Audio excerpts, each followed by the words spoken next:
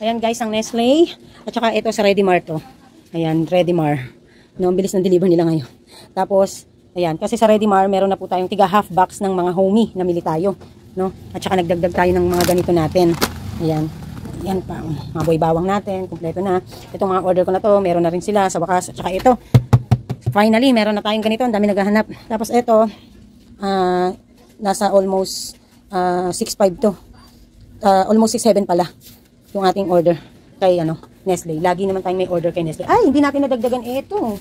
Ito, nakalimutan namin ni Kuya Aton idagdag. No, ayan. Okay. Hi guys, Mami Park is here. Kamusta? Another learning video na naman ang tatalakayin natin for today. At sana'y samahan nyo ako hanggang dulo ng ating video. So sa dulo ng video, I try na mag-shout out. Kung may mga questions po kayo, sasagutin ko po. Okay? Pero unahin muna natin ang ating learning video. So kahapon po, nag-vlog ang Mami Park. October 13. 14 na ngayon. No? Saturday. October 13, ang ating topic ay financial management. At nabanggit ko po sa financial management ay ang kanyang mga goals, no? So isa sa mga goals ng financial management ay ang high efficiency or high efficient ng iyong negosyo or ikaw mismo sa iyong negosyo sa pagmamanage. Ngayon, tututukan natin ang high efficiency or high efficient sa ating hanap buhay.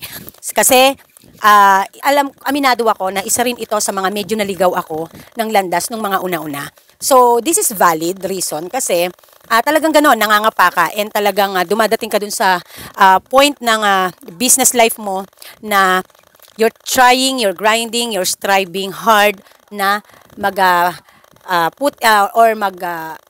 turn into transition na or level up. So, kaya naman normal ang magkamali. No? Hindi tayo perfect. No, there's no such thing as perfect, but pwede nating maiwasan yung mga malalaking dagok, no, na pagka nakukumit nating mistakes. So, kaya naman, bago ka man, establish ka na, tumanda ka na sa pagtitindahan, baka mamaya, isa rin ito sa mga reasons kung bakit hindi basta-basta ang paglago or hindi basta-basta nakakasampa sa level up ang iyong hanap buhay. Kasi, wrong decisions, no? Kasama ang wrong decisions, mismanagement, wala kang disiplina sa sarili, disiplina pagdating sa hanap buhay. So, high efficiency or high efficient, ano nga ba muna ang ibig sabihin ng efficiency or efficient? Ito po ay yung nagpuput in ka ng less effort sa isang trabaho or ng action sa isang bagay, pero ang resulta ay malaki. Okay? So, ibig sabihin, walang medyo kapagod-pagod, pero kumakabig ka ng maganda. No? Malaki ang advantage. Ayan, so naintindihan na. So, pero sabi, high efficiency daw. Ibig sabihin, kailangan mataas ang ating high efficiency sa ating hanap buhay. No, paano natin mapapataas ito? Okay. Ayan, simulan natin. Take many takes. Ayan. So, ang purpose o ang goal ng high efficiency sa tindahan ay para makatipid tayo, mas makakabig tayo ng malaking kita, at mas mapabilis natin ang ating customer service. Yan ang ating pinaka-goal. 3 pinaka-goal ng high efficiency sa ating tindahan. Pagiging efficient natin bilang tindera owner. So, sisimulan natin yan pagdating sa ating mga purchases, no? Sa ating mga pinamimili. Magmula po sa mga items na pinamimili natin, tamang budget allocation. I-priority ang fast-moving products. Mas mag-stock dito. Mami Park, tama bang mag-stock ng marami? Tama. At depende rin sa inyo. Depende sa space, depende sa needs na kailangan, at depende sa demand. No?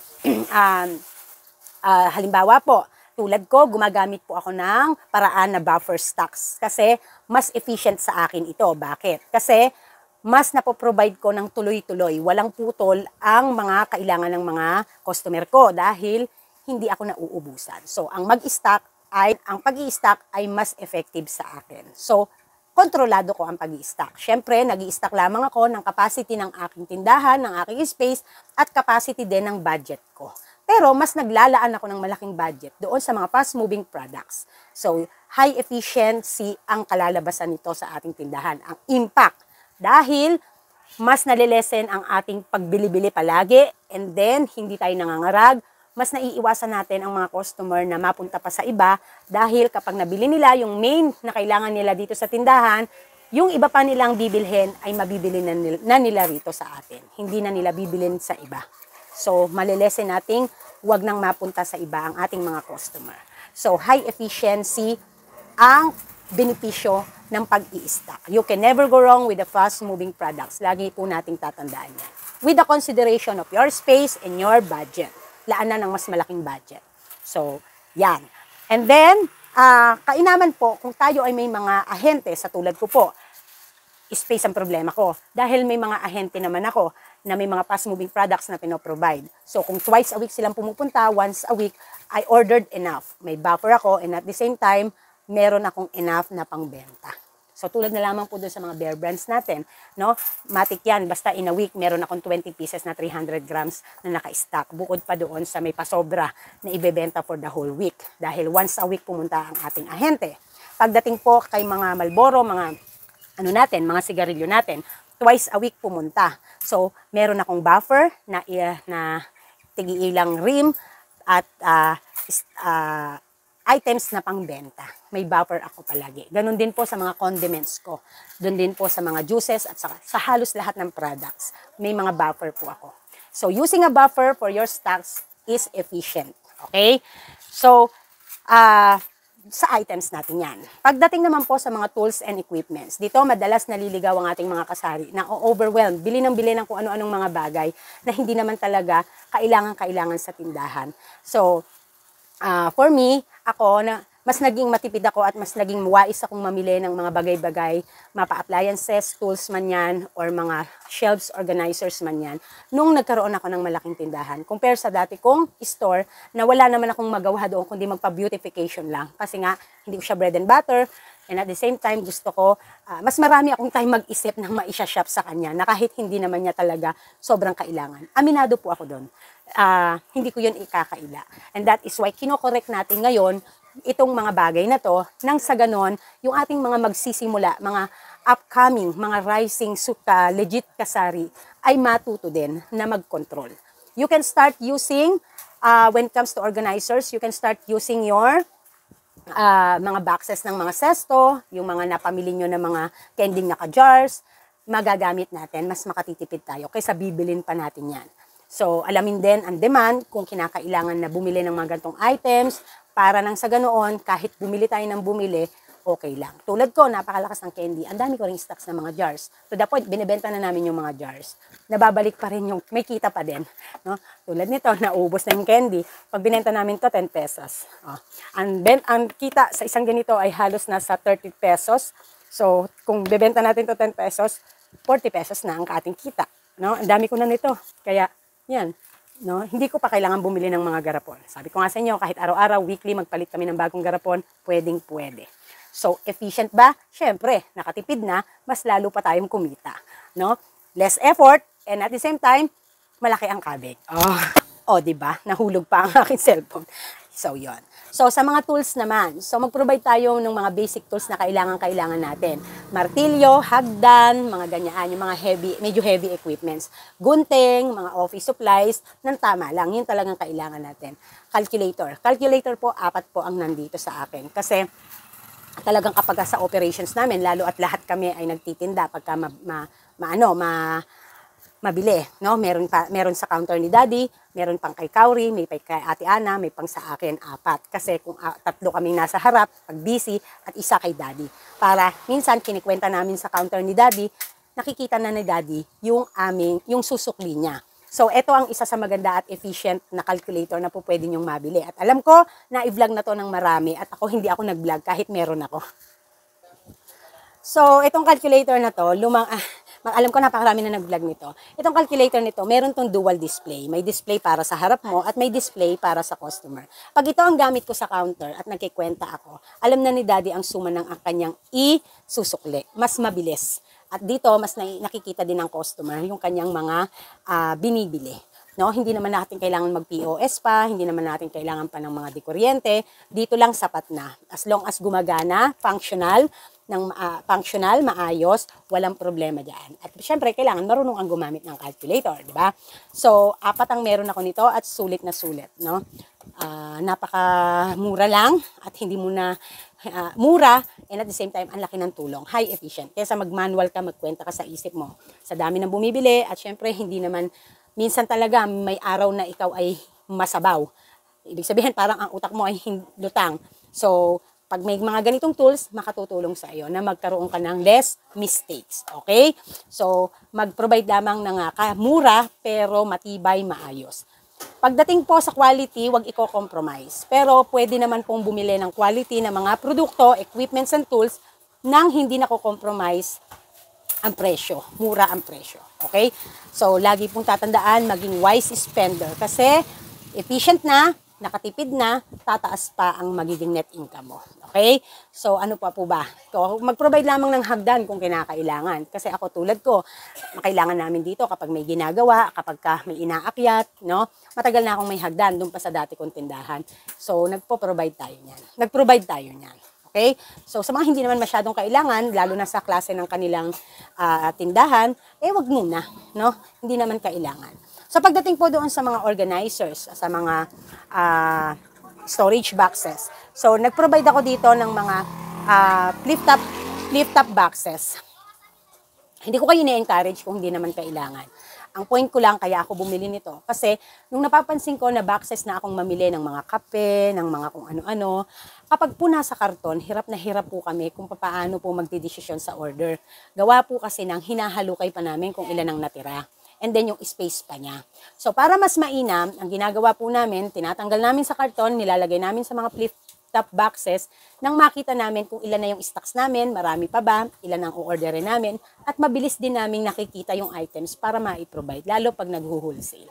So, efficient siya, matibay, madaling linisin, makaka-protect sa mga hayop, sa mga ngat-ngat ng daga, kung meron man daga sa tindahan.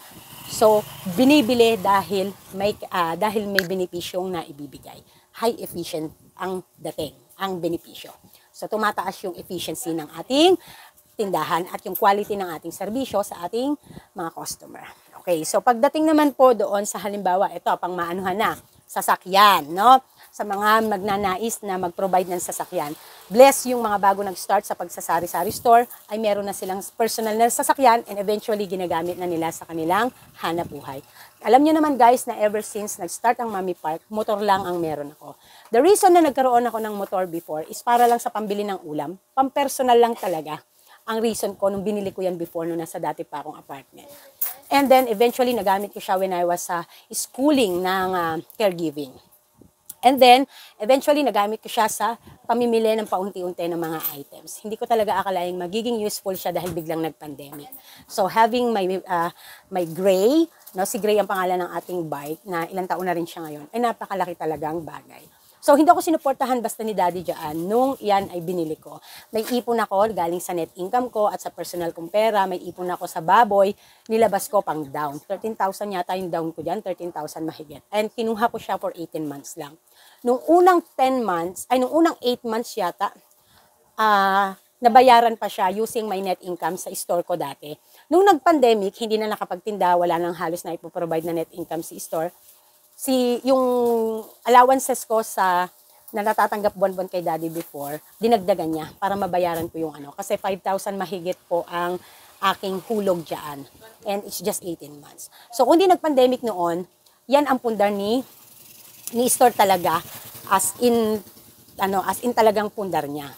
Natulungan naman na magamit yung net income ni store na pambayad. Kaya nga lang nag-pandemic. Kaya hindi nabayaran totally ni store. But still, pa rin siya, diba? And then dumating yung point na nung medyo nag-normal na, medyo bumili ako ng nag-upgrade ako ng upright na freezer na kondura nung nandun pa rin ako sa dating store. Binigay natin yung maliit kay Lola Park nyo. And then, net income ni store ang nagbayad. Kasi yan naman ay maliit lang ang monthly niya.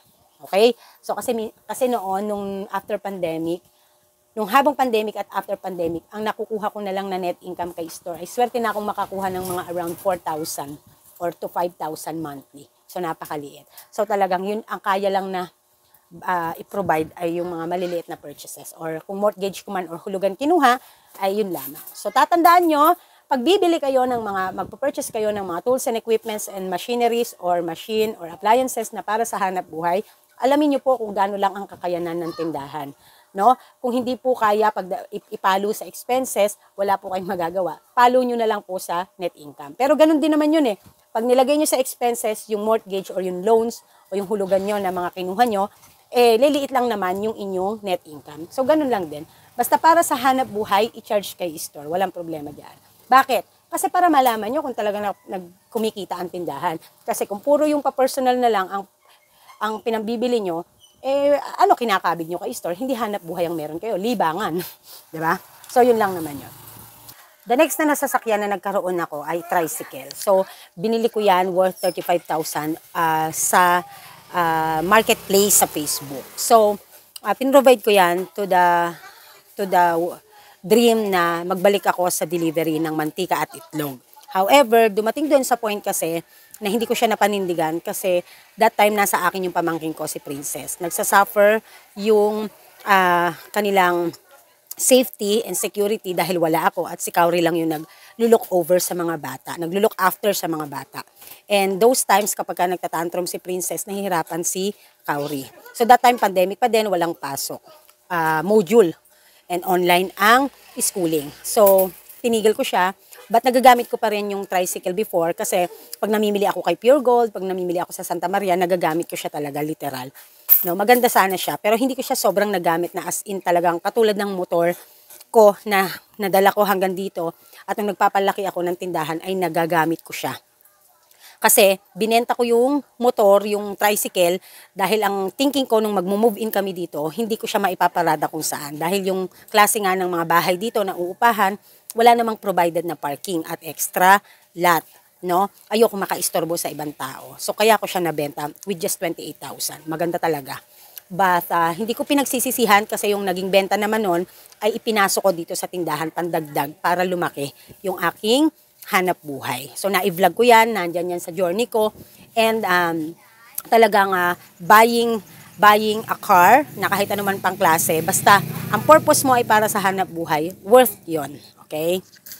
So, sa sasakyan, it doesn't matter kung ipo-provide nyo ay motor lang, 3 wheels lang, tricycle, kolong-kolong, tora-tora, 4 wheels man yan, it doesn't matter. As long as kaya ni store, kung kay store kumukuha ng pambayad, kung imo-mortgage nyo.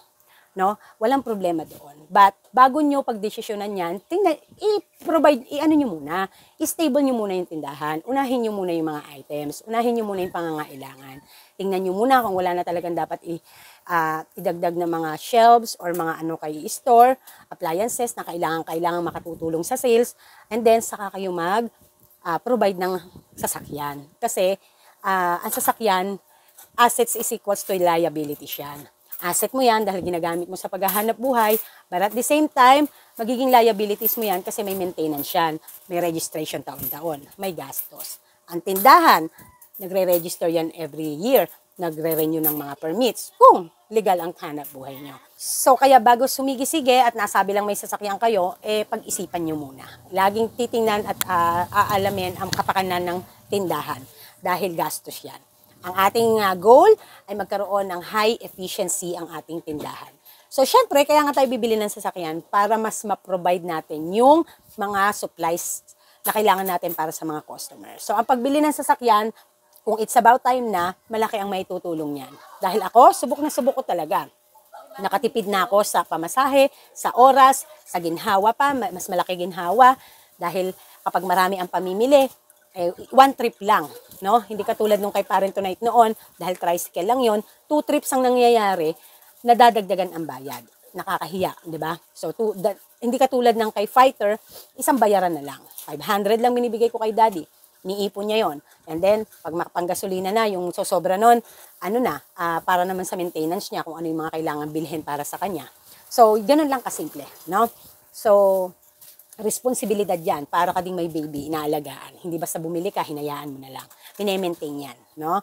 So, kailangan may nakalaan laging budget para dyan. Nang sa ganon, ay pag nasira, hindi na yung sasaktan mo pa ang cash mo para lang Kailangan, the moment na binili mo siya, nag-i-start ka na meron kang pang maintenance budget para sa kanya. Okay? So, yun lang po. Pero malaking maitutulong. Tulad ko nga, sabi ko nga sa inyo, mas malaki ang nadidiscount ko nung ako na ang nagpipick up ng bigas. ini-schedule ko ang pag-pick up ng bigas. Pag may importante kaming pupuntahan na personal palabas, dinadamay ko ng bumili ng bigas. At minsan naman, kapag konti ang pamimilihan ko, hindi pa punong-puno, halimbawa sa Santa Maria, mga around 20,000 lang, 30,000, may space pa, dadaan kami sa bigasan, bibili kami kahit ilang sako lang. Walang problema doon. No? Iba kasi yung presyo ng pick-up sa presyo ng delivery. Mas nakatitipid kami. And at the same time, hindi naman nasasaktan ng tinda ang ang sasakyan namin. No? So, efficient ang nagiging dating. So, kaya lagi niyong tatandaan ha, providing a car for your business is a big responsibility. Asset equals to liabilities. So, maging prepare, maging handa. Okay. So, punta naman tayo doon sa ating number 2, operations. No? So, sa operations natin, na, di ba, una, purchasing, no? Mula sa items, ganyan. So, sa operations natin, nagsisimula na, ibebenta na natin siya. So, kailangan marunong tayo pagdating sa diskarte ng pricing. Hindi kailangan makompromise ang kailangan mong kitain para lang makasabay ka sa price war kung may nag-i-exist na kalaban. Kung iyon talaga ang kailangan mo na presyo sa panindigan mo, walang problema doon. Pero kung mataas ang demand, maraming volume ang mabebenta mo at magbababa ka ng konti, walang problema doon. Kasi patataasin naman niya yung demand. So maging maalam at mautak kung paano lalaruin ang iyong presyo. Hindi ko sinabing maglaro kayo ng literal laro, no? Mangangapa din kayo. Alamin nyo din. Lalo na kung nangungupahan na katulad ko. So, kailangan mas maingat ang desisyon. Kasi, nangungupahan ka. Meron kang expenses na kailangang ma-cover up. So, pagdating naman doon sa usage, no, ng mga pinamili mo, ng mga equipments or tools, sasakyan, na iyong mga pinurchase. Paano ka gagamit? Gamitin mo ng maayos, gamitin mo ng tama, at gamitin mo ng may schedule. Okay. So, nga pala guys, maidagdag ko doon sa una na purchase. Kung maalala nyo po, no? At saka dito pala sa pricing para maging efficient kayo. 'Di ba po meron ako noon dati pa yung pang price tag po na ganun, na meron pong bala na ganito. Ayan, hindi ko na siya ginagamit. Ewan ko kung nasaan kasi hindi ko maikabit 'to eh. Tapos yung ink na stock hindi ko makita kung nasaan. Hindi siya advisable pag lumalaki na ganito ang tindahan mo. Tapos papricean mo lahat-lahat, hindi. Mas efficient ganito lang. Huwag mo lang masyadong lakihan. Mas efficient po yung ganito. Hindi po advisable ang gumamit ng ganito. Kasi sa dami ng items, lumalaki ang tindahan mo, magastos. At for me, marker is the best. Matipid, mabilis. Tsaka kapag kayang, si Tita Tessie kasi, malaking wholesaler yon, nagre-retail. Pero hindi siya gumagamit ng mga ganito. Basta-basta. No? Sa lahat ng items na naka-retail, hindi. Ultimo sardinas, hindi. Ako ganun, hindi din ako nagtatag. No? Nagsusulat ako sa mismong lata. O kaya naman, pag hindi namin susulatan yung lata, sa ganito ng shelves nakasulat. Para pag nagbago presyo, tatanggalin namin. Eto, maglalagay ako dito ng pangalan at saka presyo, ididikit para natatanggal. Ganon, hindi mo kailangan magtag-tag ng ganyan. Hindi siya advisable. For me, hindi siya efficient, sa totoo lang. Kaartihan lang siya. No, hindi ko ginajudge yung iba na may ganito ha, dahil hello, may ganito din ako noon, ganito ginagamit ko before. Pero ngayon hindi na ako nag-aano. Eto, minsan gagamitin ko pagka mga high value products. Kasi mas medyo social, medyo ano. Ngayon, pag sobrang fast moving ng products, kahit yung mga high end ko ng mga gatas, eto na lang ang gamit ko. Sa karton ganito, sinusulatan ko na lang. Efficient, matipid, no? So, yun lang. Lalo na ngayon, si Daddy Park ang kailangan yung mga kalas, presyohan mo na agad. Eto, napakabilis. Hindi mo na kailangan, kaulit ba? Mahal din to ha. Meron ako isang ganito niyan eh. Nandiyan. Kasi nga pambala ko nga. Tsaka pang-price sa mga high-end. Pag feel ko na itong gamitin. Okay. So, yun. Usage, no? Sa usage natin, sa pricing, ganyan. And then, yung usage din natin kapag ginagamit yung mga tools and equipments. Huwag basta-basta nagpapahiram ng gamit kung hindi naman kilala ang hihiram. Kasi, syempre, pag bumalik na sira sa iyo, todas ang tindahan mo. Pag kailangan mo, wala kang magagamit. No? Buti sana kung babayaran, papalitan. So, para hindi magkaroon kagalit, huwag na lang magpahiram basta-basta. Lalo kapag talagang main tools and equipments ito ng tindahan. Okay? So, sa pagbili ng mga tools and equipments din, pag-isipan ha, baka mamaya, sa una lang magaling ka, hindi mo naman pala paninindigan. Halimbawa, photocopying, busy ka, hindi naman pala mo mapapanindigan. Nagbili-bili ka, ginamit mo pera ng tindahan. No? So, ibig sabihin, anong sense na stock up ang iyong machines? Okay? Okay? So, iisipin kung kailangan. Okay? And then, yung maintenance niya, gastos yan kapag ka nagme-maintenance. So, sinabi ko nga sa inyo, tulad sa sasakyan, may maintenance yan. No? Sa mga ref, sa mga kung di nyo iingatan kung paano nyo yan pangangalagaan, hindi yan tatagal sa inyo. So, sa mga chest freezer, lalo na ang mga ice cream, pahiram sa atin yan. Paano tayo magkakaroon ng efficient na paggamit ng ating mga ice cream chiller or ice cream chest freezer? Mas maganda na mas maraming stock, mas matipid. Kasi, the more na mas maraming laman, mas maiiwasan na sumingaw at magkarga ulit ang compressor. So, ako hanggat maaari, hanggat kaya ko wag ma-empty ang aking mga ice creaman. Kaya ang aking mga ice creaman, laging puno ang ilalim at ibabaw. Kapag talagang sinisingit kong maka-order kahit pa ilang box lang. No? Nakita niyo naman kung gaano kalakas ang ice cream natin. Ang ating Snow Joe at saka ang ice cream pa lang, guys. Napakaganda na ng kita, no? So, imagine kung nakaka 30,000 or 40,000 ako a month niyan, 40,000 times sa 20% na lang, 8,000 na ang inaakyat na income niyan. Less mo ang kuryente, tig 1,000 na lang yun. Ibig sabihin less 2. Meron tayong 6,000 maliwanag na net income, di ba? So, kumbaga ba, kapag ka marunong kang gumamit ng appliances, hindi basta-basta magkakarga yan ng malakas na kuryente. Pumili ng mga appliances na mga inverter, na mga pangnegosyo ang lakas, ang dating. No? Dahil kung pangnegosyo, meant yan heavy duty. Okay? So, delivery. No?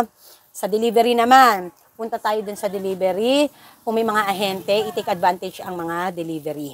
Kasi, efficient siya, hindi mo nabibilhin sa labas dahil dinideliver na sa'yo. And at the same time, you can get the same price or mas mura pa kasi ahente. Direct ang distributor, direct ang ahente.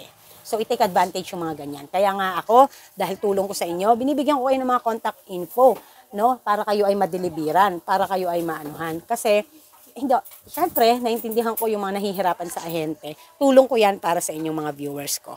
Okay, tapos, delivery din, tulad nga sabi ko kanina, no, mas nakaka-discount ako kapag napipick up namin yung bigas kahit ilang sako lang. Kasi dito, sa kay Lynn and Bert, minimum of 10 sacks para maipa-deliver sa'yo. Pero mas nakaka-discount ako kung pick up ako kahit ilan pang sako ng bigas. Pagdating naman sa, tulad nga yan, delivery and pick up, no, di ba? Mas makatitipid. So, laging tandaan kung saan mas makakatipid. So, tandaan natin, ang goal natin ay pagtitipid, mataas na net income at quality na customer service. Yan ang goal natin, kaya gusto natin mataas ang efficiency ng ating tindahan. So, hindi na ako makakapag-shoutout. I will shout you out, guys, to our next video. Sana may natutunan muli. Sana maintindihan. Simpleng advices ito, pero makatutulong ito para sa inyong decisions. No? Ano ba sinasabi ko? Make a good decisions. Have a great day ahead of you. Have a happy selling. At mabuhay tayong lahat, mga kasari. So this is Mommy Park and this is Team Park. Fighting. Busy na kami. Bye!